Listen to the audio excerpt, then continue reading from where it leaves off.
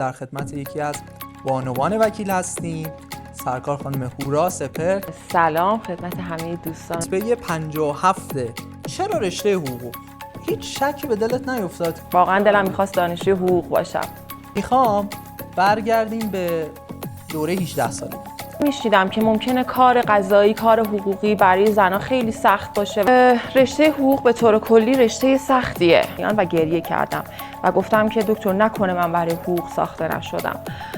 خیلی نگاه انتقادی به زندگی داشتم و دارم. میدم بچه‌ها پوزخند میزنن من این سری چیزا رو مطرح میکنم و رفتن حتما باید بالاخره یه روزی جز پلن کارت باشه.